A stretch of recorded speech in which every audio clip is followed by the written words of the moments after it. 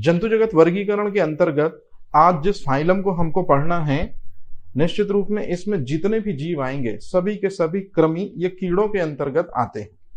तो हेलमिंथिस का जो सरल और रियल प्रोनाउंसिएशन अगर हम सरल भाषा में देखें तो इसका मतलब होता है कीड़े। अब इनके बारे में और डिवीजन या इनके बारे में और डिटेल हमको मिलती है जब हम इनके क्लासिफिकेशन की ओर मूव करते हैं कि हेलमिंथिस जो क्लासिफिकेशन है जीवों के वर्गीकरण का, असल मायने में उसको दो कैटेगरीज में डिवाइड किया गया है। द फर्स्ट वन इज प्लैटीहेलमिंथिस और दूसरे हैं एस्कहेलमिंथिस। तो याद रखिएगा हमारे मेंस में 3 मार्कर के रूप में या तो प्लैटीहेलमिंथिस पूछा जा सकता है या तो एस्कहेलमिंथिस पूछा जा सकता है। तो सबसे पहले हम बात करते हैं प्लैटीहेलमिंथिस की। तो प्लैटीहेलमिंथिस जो है, जैसा कि आप चित्र में देख रहे हैं, ये 2 दरअसल में कीड़े हैं या ये 2 दरअसल में वर्म हैं। इनकी सबसे बड़ी खासियत है कि ये दोनों के दोनों कोमल है, मतलब सॉफ्ट है, साथ ही साथ में फ्लैट है। फ्लैट का मतलब चपटे हैं। तो चपटे एवं कोमल कृमि, जैसे एग्जाम्पल में आपको दिख रहा होगा टीनिया सोलियम और फैसियोला हेपेटिका, ये दोनों के दोनों जो कृमि हैं या कीड़े हैं ये प्लैटीहेलमिंथिस वर्ग में आते हैं।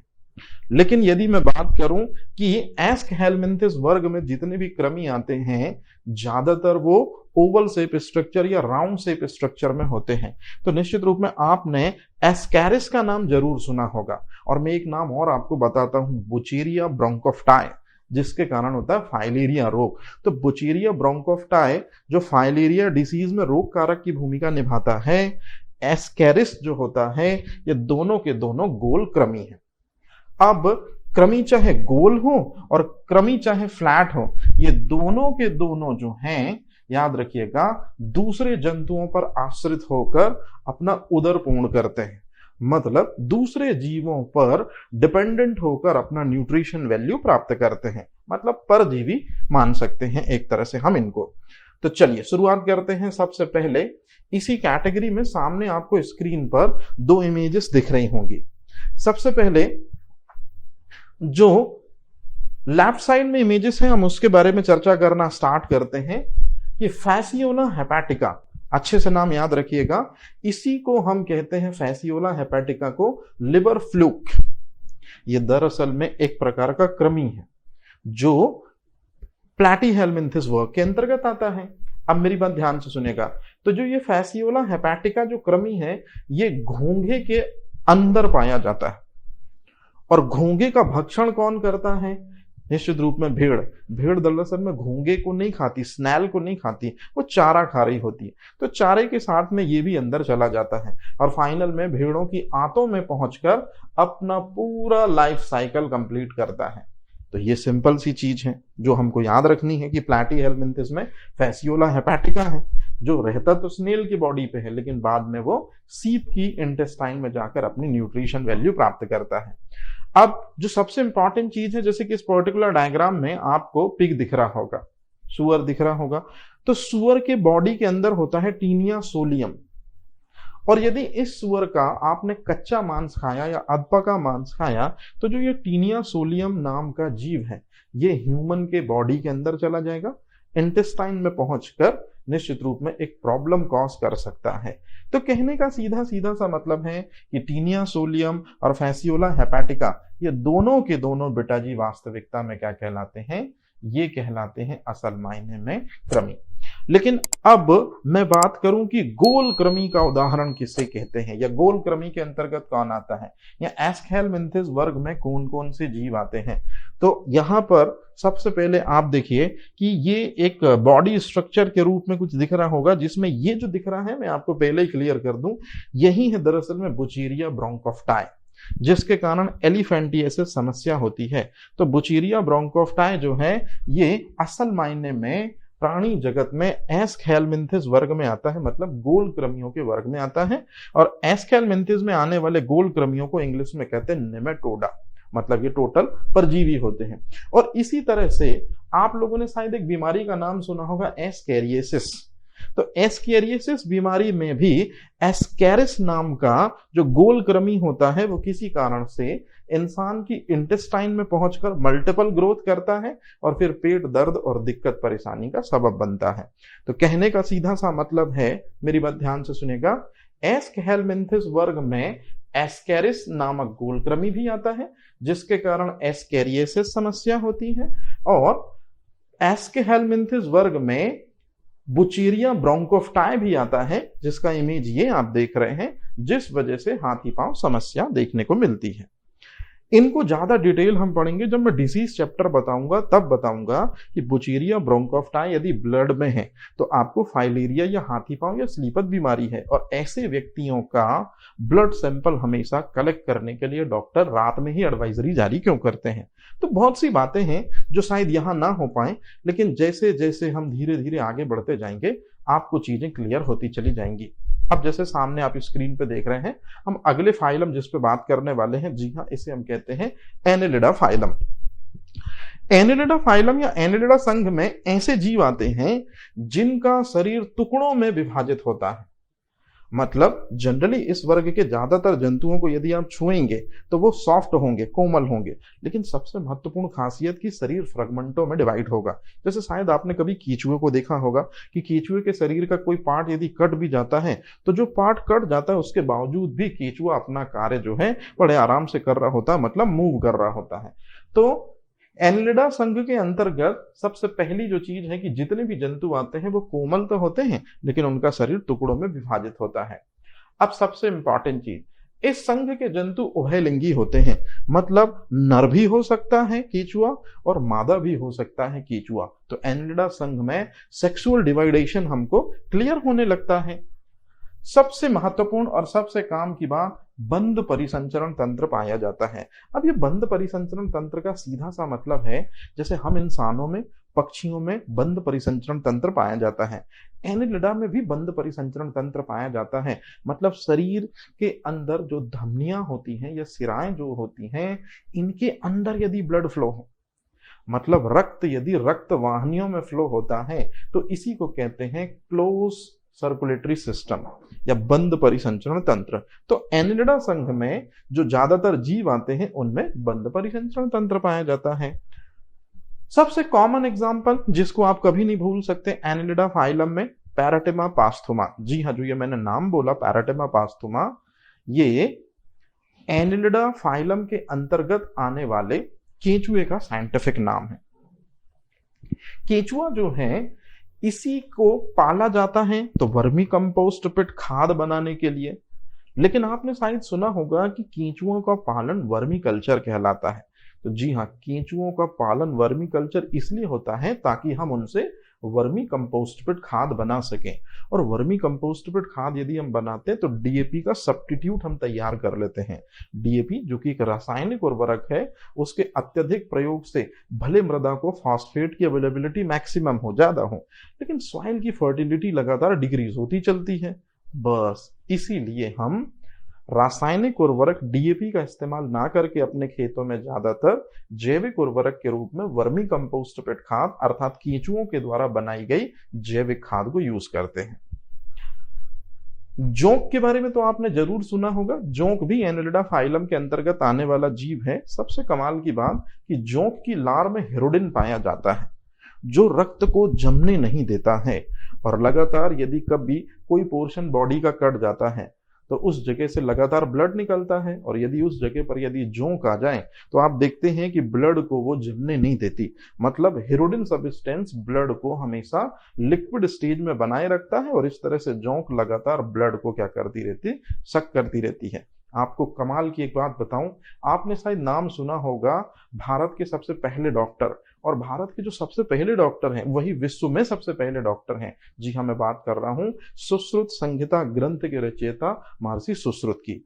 महर्षि सुश्रुत भी जब सर्जरी किया करते थे तो जब किसी बॉडी पार्ट्स को वो कट करते तो ब्लड का बहुत अधिक बहाव ना हो जाए, या ब्लड जो है उसके कारण कहीं उनको सर्जरी करने में प्रॉब्लम ना हो, तो वो हमेशा निराविसी जोंकों का इस्तेमाल करते थे। या निराविसी जो जोंक है एनेलिडा फाइलम के अंतर्गत ही जो आती है, उसको हमेशा जहां पर उनको सर्जरी करनी होती थी, जिस पोर्शन को वो कट करते थे उसके आजू बाजू 10-15 जोंक जो हैं वो लगा देते थे, ताकि वो सर्जरी जब करेंगे ब्लड बाहर आएगा तो उसको वो क्या कर लेंगे, एज अ न्यूट्रिशन के रूप में एक्सेप्ट कर लेंगे। हार्मफुल या पॉइजनस कोई इंपैक्ट इनसे होगा नहीं, निश्चित रूप में बड़े आराम से काम हो जाएगा, और जैसी सर्जरी फाइनल में कंप्लीट होगी इनको अलग कर दिया जाता था। तो इस तरह से महान इतिहास रहा है हमारी सनातन परंपरा में सर्जरी का, कि जहां इंसान तो सर्जरी करता है, जीव जंतु भी इस पुण्य कार्य में निश्चित रूप में मदद करते हैं। अब आते हैं थोड़ा सा आगे निकलकर, और अब जितने भी फाइलम आप पढ़ने वाले हैं सब इंपॉर्टेंट और सब मीन्स के 3 मार्कर।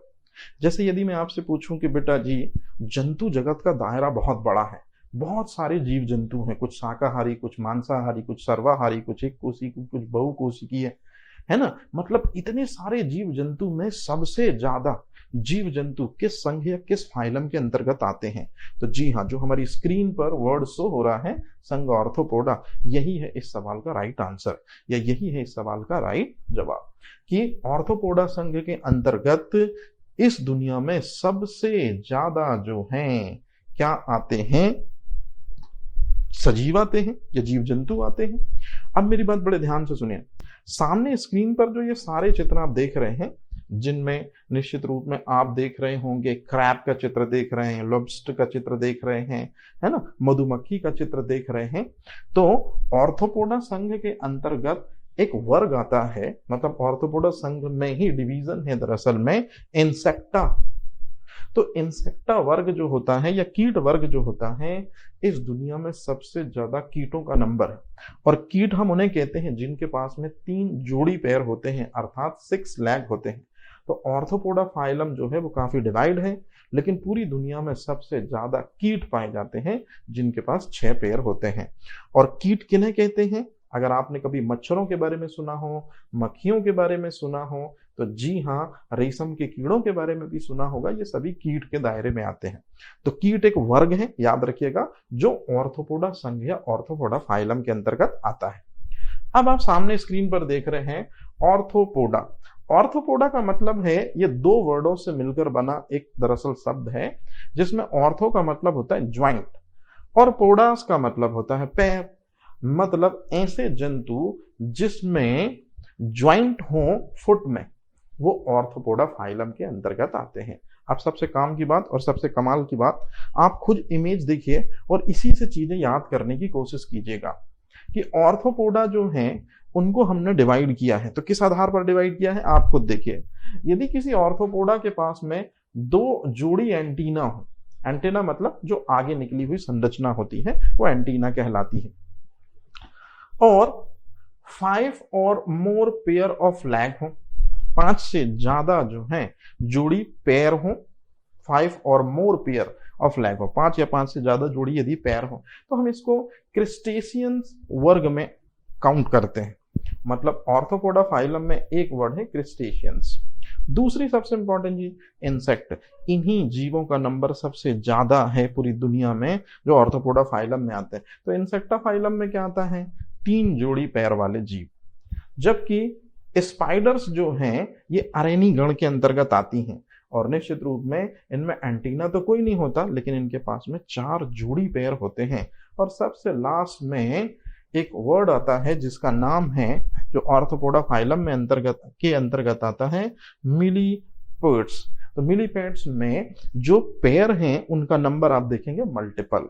अब इसी चित्र को मैं एकदम सिंपल तरीके से इस चित्र में या इसके आगे वाले चित्र में ये कंफर्म कर दूंगा, आप इसको कंफर्म कर लीजिए जरा, कि ऑर्थोपोडा जो फाइलम है या ऑर्थोपोडा जो संघ है उसको 4 वर्गों में डिवाइड किया है। आप खुद अच्छे से देखिए। सबसे पहला इंसेक्टा, इंसेक्टा का मतलब होता है कीट वर्ग, और कीट वर्ग में 6 पैर वाले, मतलब 3 जोड़ी जिनके पास पैर होते हैं जीव आते हैं, जिसके अंतर्गत मच्छर, मक्खी, मधुमक्खी, रेशम का कीड़ा, ये सारी चीजें आती हैं।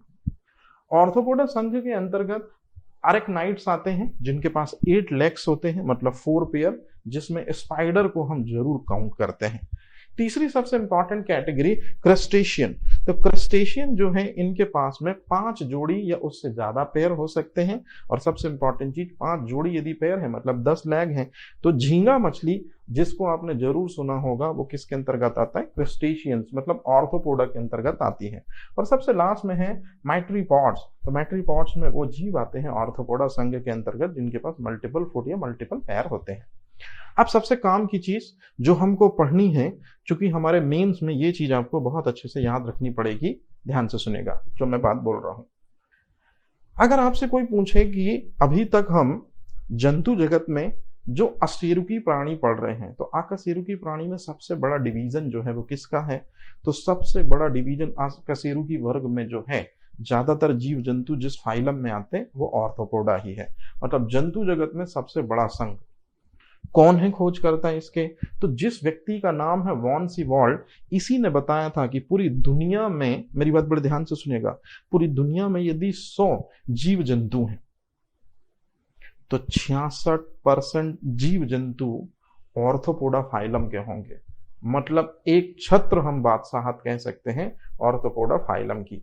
उस व्यक्ति ने यह कोड बताया है जिसने ऑर्थोपोडा फाइलम की डिस्कवरी करी है। इसके बाद सभी जंतुओं का शरीर 3 भागों में बटा होता है। ये तो बड़ी कॉमन सा है, आप खुद देख रहे होंगे सामने स्क्रीन पर कि ऑर्थोपोडा फाइलम के अंतर्गत जनरली जो जीव आते हैं वो 3 पार्ट में बटा होता है उनकी बॉडी। पहला है सर, दूसरा धड़ और तीसरा टेल कहलाती है, या फिर हम उसी को सर भी बोल सकते हैं, और थोरैक्स को, गर्दन को ग्रीवा बोल सकते हैं, और एब्डोमेन जो होता है इसी को पेट भी बोल सकते हैं। मतलब सिर, वक्ष और उदर में डिवाइड होता है। खुला परिसंचरण तंत्र पाया जाता है। खुला परिसंचरण तंत्र का मतलब है कि रक्त जो है धमनी और सिराओं में ना बहकर शरीर के खुले स्थानों में आ जाता है, और उस खुले स्थान को हीमोसील कैविटी कहते हैं। और उसी हीमोसील कैविटी में जो लिक्विड भरा होता है, जो द्रव भरा होता है, उसे हीमोसील या हीमोलिम्फ भी कहा जाता है। पाचन जो है उसके लिए भी इंटरनल ऑर्गन इनमें प्रेजेंट होते हैं। तो बस हमको बेसिक 3 मार्कर के हिसाब से सफिशिएंट इंफॉर्मेशन देनी है। तो ऑर्थोपोडा फाइलम याद रखिएगा, जंतुओं का सबसे बड़ा वर्ग इसमें शामिल है, जंतुओं का सबसे बड़ा संघ इसमें शामिल है। अब चलते हैं अपन सबसे महत्वपूर्ण चीज की तरफ, जिसपे हमको सबसे महत्वपूर्ण तरीके से बातचीत करनी है। सामने स्क्रीन पर आप 2 स्पेशल जीवों के नाम देख रहे हैं। द फर्स्ट वन इज मच्छर और दूसरा मक्खी। दोनों के दोनों ऑर्थोपोडा संघ के अंतर्गत आते हैं, लेकिन ऑर्थोपोडा संघ have been divided into 4 categories, या 4 हम वर्ग में डिवाइड करते हैं। तो एक वर्ग था कीट वर्ग या इंसेक्टा वर्ग, इसी में आते हैं दरअसल में मच्छर और मक्खी। अब आपसे मेंस में क्वेश्चन पूछा जाता है कि मच्छरों की 3 प्रजातियां हैं। पहला है मादा एनाफिलीज, मादा एडीज इजिप्टी और मादा क्यूलेक्स फैटिगेंस। तो आपसे क्वेश्चन यदि पूछा जाएगा तो निश्चित रूप में ऐसे क्वेश्चन पूछे जाएंगे। कैसे? मादा एनाफिलीज मच्छर किस रोग में वाहक है? आप सब जानते हैं मलेरिया, जो कि एक प्रोटोजुआ प्लाज्मोडियम परजीवी से होता है। मादा एडीज इजिप्टी मच्छर किस रोग में वाहक की भूमिका निभाता है? तो जी हाँ, लिस्ट थोड़ी लंबी है।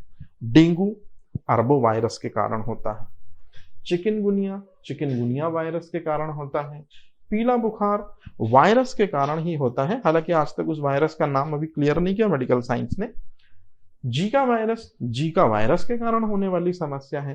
तो कहने का मतलब एकदम सिंपल है कि ये 4 वायरस से होने वाली बीमारियों को यही मच्छर मादा एडीज इजिप्टी, जिसको एशियन टाइगर मच्छर भी कहते हैं, संचरित करता है। ये 4 बीमारियों में वाहक की भूमिका कौन निभाएगा? मादा एडीज इजिप्टी या एशियन टाइगर मच्छर। और सबसे लास्ट में है मादा क्यूलेक्स फैटिगेंस। तो जी हाँ, मादा क्यूलेक्स फैटिगेंस जापानी एन्सेफेलाइटिस, और एक और नाम मैंने नहीं लिखा है और वो मैं बता रहा हूं आपको, हाथी पांव या फील पांव या स्लीपद या एलिफेंटियासिस या फाइलेरिया डिसीज में ये वाहक की भूमिका निभाता है। कौन? मादा क्यूलेक्स फैटिगेंस। सबसे विकसित मैंडिबल इसी का होता है, मादा क्यूलेक्स का। यह मैंडिबल का मतलब है डंक से। मक्खियों की बात करें तो मक्खियों की 2 कैटेगरीज हमको पढ़नी है। द फर्स्ट वन इज बालू मक्खी, दूसरा है सीसी मक्खी। आपने प्रोटोजुआ से होने वाली बीमारियों में जरूर सुना होगा काला जार। तो काला जार एक समस्या है, या काला रोग एक समस्या है, जो लिस्मेनिया डोनावानी प्रोटोजोआ के कारण होती है। ये मक्खी, बालू मक्खी, इसे प्रसारित करती है, क्योंकि सोने की बीमारी ट्रैपेनोसोमा गैम्बियंस के द्वारा होती है।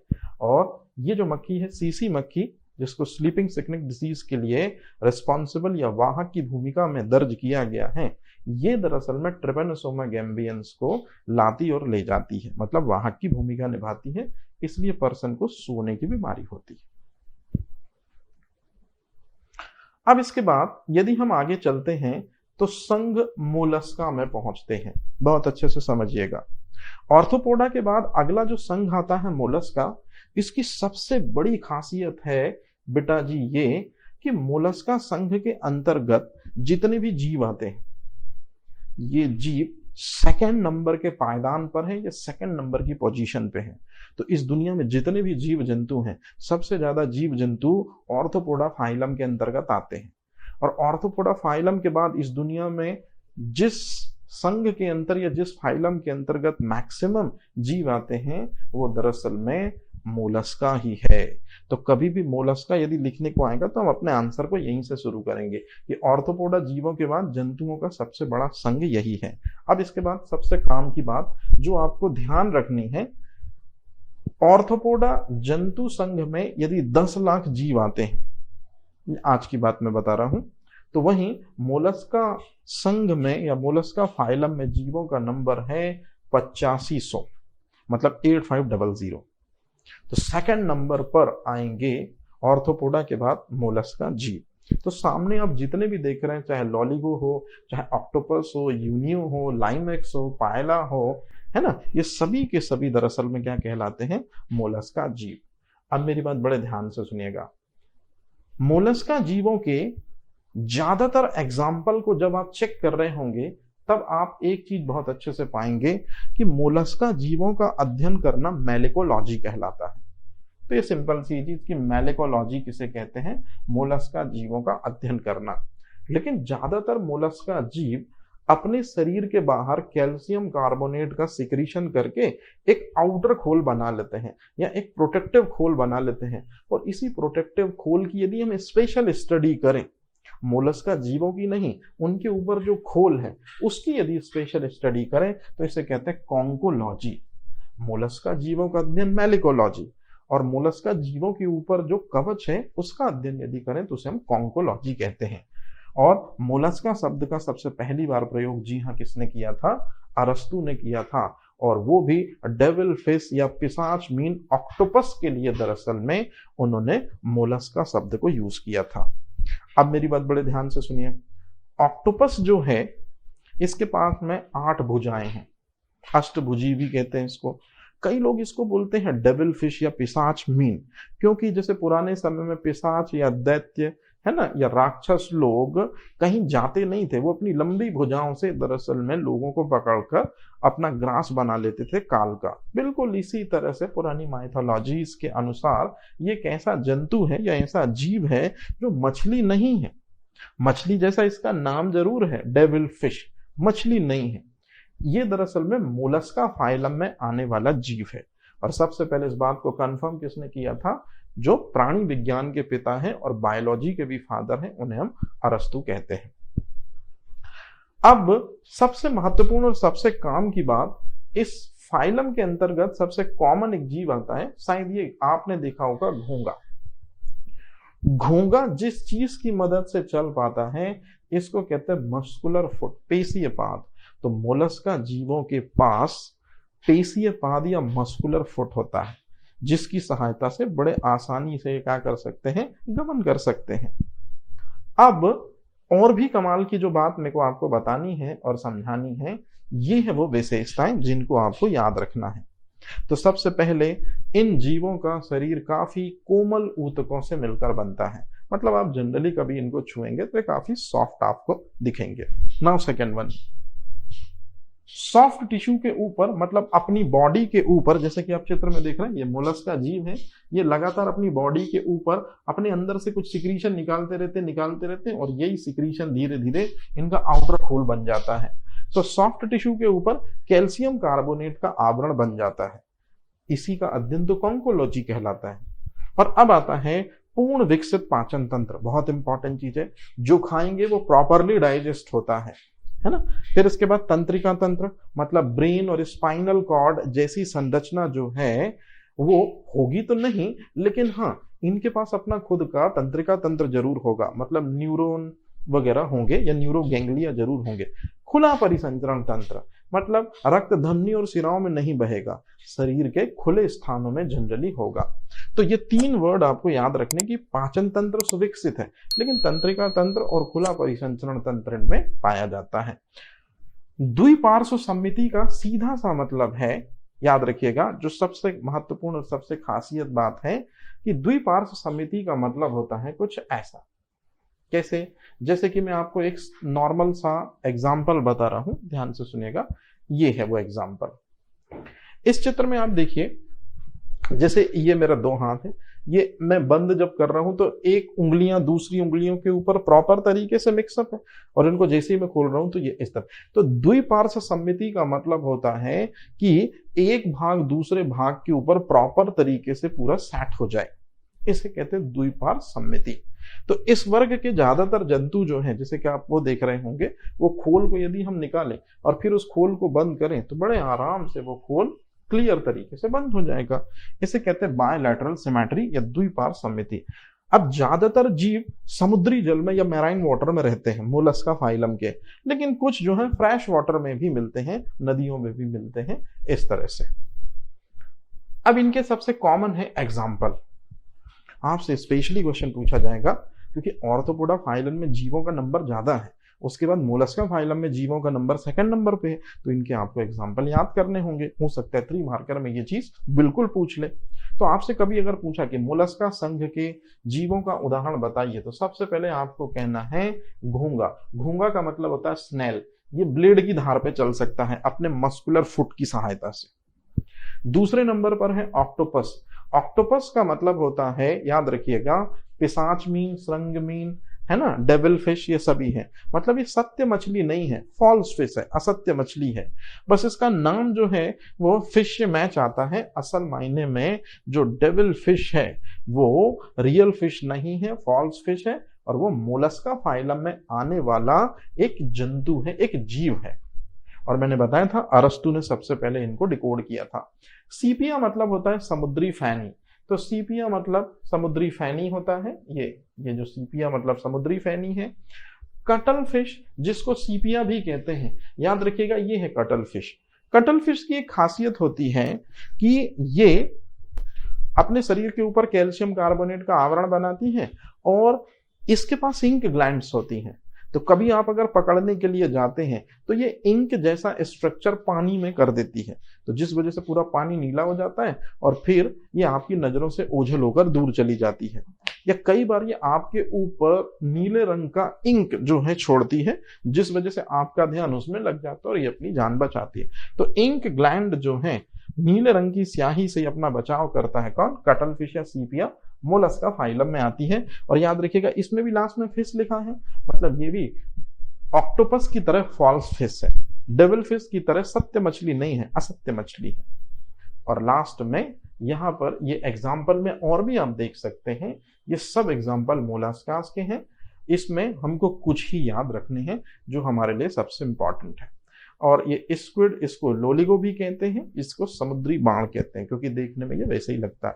तो आप कोई भी 2-3 नाम तैयार रखिएगा कि मोलस्का फाइलम में, ऑर्थोपोडा फाइलम में कौन कौन से जीव आते हैं, उनके नाम जरूर तैयार रखिएगा। ठीक है, चलिए चलते हैं आगे। मोलस्का जीव में आप सामने देख रहे हैं कि दरअसल में ये तो खोल हो गया, ये खोल हो गया, इस खोल में ये तो मोती हो गया, और जो ये स्ट्रक्चर देख रहे हैं आप, ये दरअसल में एक जीव है। जैसे कि आप ये देख रहे हैं, ये दरअसल में एक जीव है, ये मोती है और ये उसका कवर है। इस मोती का नाम है पिंक टेडा वल्गैरिस, या इसी को कहते हैं पिंक टेडा टूरिया। अब आप बोलेंगे सर मोलस्का फाइलम में स्पेशली आप ये क्यों दिखा रहे हैं? समुद्र की गहराइयों में जाने पर ही दरअसल में मोती मिलते हैं। बिल्कुल इस मोती को बनाने वाले या जनरली समुद्र के नीचे गहराइयों में जो मोती हमको मिलते हैं, मोलस्का फाइलम के अंतर्गत पिंक टेडा वल्गैरिस या पिंक टेडा टूरिया जीव ही इनको बनाते हैं। और मोती जो है उसमें 85% कैल्शियम कार्बोनेट पाया जाता है, क्योंकि मोलस्का फाइलम के जीव ही बनाते हैं। और 85% कैल्शियम कार्बोनेट को असल मायने में एरागोनाइट कहते हैं। और याद रखिएगा एरागोनाइट 85% है और 15% एक प्रोटीन पाई जाती है मोती में, द नेम इज कैंचिलियन। तो आपसे मेंस में हो सकता है 3 मार्कर में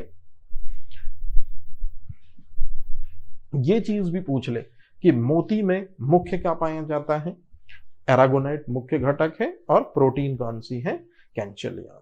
तो ध्यान रखिएगा ये सिंपल सी चीज है कि मोती निर्माण करने वाले जीव भी मोलस्का फाइलम के अंतर्गत ही आते हैं। अब इसके बाद हम चलते हैं इकाइनोडर्मेटा फाइलम की तरफ, या इकाइनोडर्मेटा संघ की ओर जब हम चलते हैं तो पाते हैं इकाइनोडर्मेटा फाइलम में जो जीव आते हैं, सबसे पहले तो आप इसी चित्र को देखिए कि इन जीव के ऊपर आपको ये कांटेदार संरचना दिख रही होंगी। तो आप बोलेंगे सर बिल्कुल इसी तरह से ये जितने एग्जाम्पल आपको सामने दिख रहे हैं, चाहे वो एग्जाम्पल में स्टारफिश हो, ब्रिटल स्टार हो, सी लिलीज हो, सी ककुम्बर हो, एकाइनोइड्स हो, मतलब यदि स्टारफिश की बात करें हम तो एस्टीरियस बोलते हैं, ऑफियोथ्रिक्स कहते हैं, एंटीडॉन कहते हैं समुद्री लिली को। ये सी ककुम्बर जैसा दिख रहा होगा आपको, समुद्री खीरा है दरअसल में ये, और लास्ट में वो समुद्री अर्चिन या समुद्री केक। ये सभी के सभी जीव इकाइनोडर्मेटा फाइलम में आते हैं। और इकाइनोडर्मेटा फाइलम में आने वाले जीव ज्यादातर मैराइन वाटर में पाए जाते हैं। और सबसे काम की चीज जो मुझे आपको बतानी है और जो मुझे आपको समझानी है कि इनकी बॉडी स्ट्रक्चर के ऊपर कांटे जैसी संरचना पाई जाती है। तो इकाइनोडर्मेटा 2 शब्दों से मिलकर बना है। द फर्स्ट वर्ड इज इकाइना, दूसरा डर्मा। डर्मा का मतलब होता है त्वचा और इकाइना का मतलब होता है सूल या कांटे। तो ऐसे जीव जिनके ऊपर कांटे या कंटकी संरचना मौजूद हो निश्चित रूप में क्या कहलाते हैं, इकाइनोडर्मेटा फाइलम के अंतर्गत आने वाले जीव कहलाते हैं। अब यदि मैं इनके बारे में थोड़ी सी डिटेल बताने की कोशिश करूं तो आप खुद देख लीजिए जो मैं बात आपसे करना चाहता हूं। मैंने एक वर्ड यूज किया था बायलैटरल सिमेट्री, मतलब द्विपार्श्व सम्मिति। ऑर्थोपोडा फाइलम में बताई थी मैंने। तो ऑर्थोपोडा फाइलम के अंतर्गत मक्खी भी आती है। तो आप इसकी बॉडी को यदि बीच से डिवाइड करेंगे तो देखिए पंख पंख में आ जाएंगे, आंख आंख में आ जाएगी, या टेंटिकल्स टेंटिकल्स में आ जाएंगे। तो बायलैटरल सिमेट्री का मतलब ये होता है। लेकिन यदि आपसे पूछा जाए कि रेडियल सिमेट्री किसे कहते हैं, तो रेडियल सिमेट्री का सीधा सा मतलब होता है कि ये सभी हिस्से एक पॉइंट पर, माफी चाहता हूं, ये सभी हिस्से जो हैं ये पर्टिकुलर एक पॉइंट पर ये इधर रखा जा सकता है, ये इधर रखा जा सकता है, ये इधर रखा जा सकता है, ये इधर रखा जा सकता है, ये इधर रखा जा सकता है। मतलब सेंटर पॉइंट से इनका इंडिविजुअली आप देख सकते हैं डिवीजन किया जा सकता है।